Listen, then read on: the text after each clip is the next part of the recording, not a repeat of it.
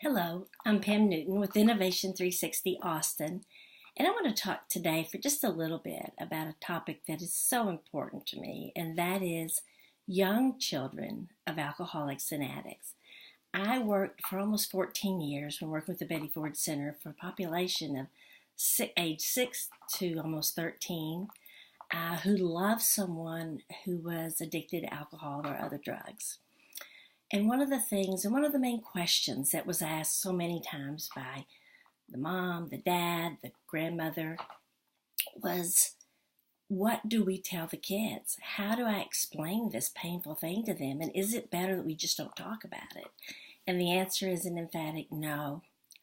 As hard as it is to know that the kids have been hurt in some ways, we have to talk to them about it, because if we don't, they make up their own stories, and typically they are pretty negative, and it's usually about themselves.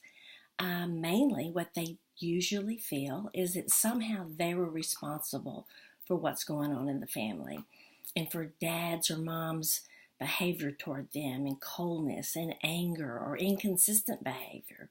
So it's really important that they have some information at an age appropriate level that can relieve them of some of the shame and of the silence. Addiction is a disease of silence. We often talk about the elephant in the living room. There's a big stinky elephant in the living room, and we walk around it and under it and over it, and we don't talk about it. And that is normal, but we have to break the silence in order for all of us to get healthy, because we all have been impacted. Now, there's some tips for talking to young children about a loved one's addiction or alcoholism. Number one, you want to pick the right time. You don't want to be, all harried and scared yourself and full of anxiety. You don't want it to be a time where there's lots of distractions. Things need to be calm. You need to take a deep breath, and for you to seem confident and calm and peaceful, and explain to the kids and begin to talk to the kids about the elephant in the living room. It needs to be age appropriate. You would say something very differently to a 12-year-old than you would a 6-year-old. Keep it simple. More words don't help where kids are concerned. To try to explain it away or talk about it, and that brings up the fact that you need to get educated. It will be helpful for you. It will be healing for you to understand this crazy, cunning, and baffling thing called addiction and alcoholism. There are many good books you can read. Just go on YouTube. You can Google it. There's so much available now to help you understand why somebody keeps doing something in spite of such negative consequences.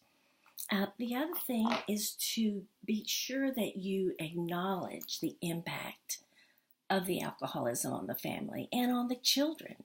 That yes, it has been painful for everybody. That it's hard to see someone you love be so different. We talk about it as Dr. Jekyll and Mr. Hyde. Sometimes they may be happy and smiley, and the next time you see them, they're angry and sullen and drawn away. And when you're a child and the world revolves around you, because we're supposed to be egocentric when we're little. It's me, me, my, I, mine, mine.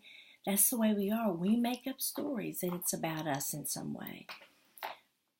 Very importantly, release the shame. It's so important to let the children know it's not their fault. There's not anything they could have ever done to make mom or dad drink or not drink or go away from them. And there's a lot of information on a website that's called nacoa.org, and that actually stands for National Association for Alcoholics and Addicts, for children of alcoholics and addicts. There's just a wealth of information on there that can help you with all of this. It's very important to put their parents' illness in perspective. Many times we compare it to something like diabetes, that as long as people don't eat sugar, they can stay healthy, but they really want to so badly, and sometimes they just can't help themselves, and they do, and then they get very, very sick. So that sometimes people will get sick again, but that does not mean that they can't get better again as well. that there is hope. There's lots of places people can go to get the help, but they're the ones that have to want that help. That we can't make them or plead for them and beg them or try to be perfect or not perfect or imperfect and acting out, or there's nothing we can do other than try to take care of ourselves in the meantime. While they're getting better, then we'll get better, and to always offer the children hope. The 7 C's is what I referred to earlier in this video, as I didn't cause it, I can't control it, I can't cure it, but I can help take care of myself by making healthy choices, communicating my feelings, and celebrating myself. And I believe you will find those also on nacoa.org. We can post them on our website also, but I didn't cause it. There's nothing I can do. I can't cure it. It is a disease, and people do get sick.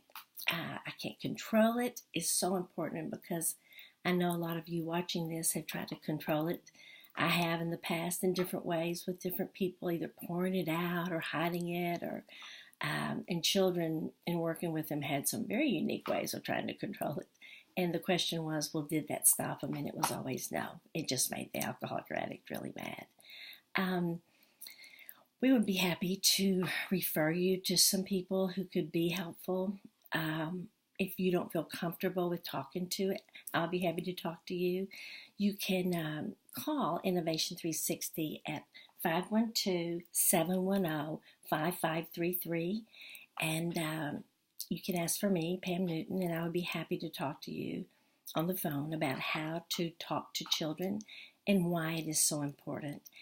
And the last thing I'd like to say is, if you were one of these children and you grew up in a home where there was alcoholism and addiction, and you have carried with you your entire life this feeling that somehow you should have done something differently, you could have done more, it was your fault as a kid, please release yourself of that shame. You did exactly what you should have done. It was never your place to stop it and to try to control it or cure it, and to ask you to forgive yourself now for something that you really had no responsibility for ever. Thank you for listening. Bye-bye.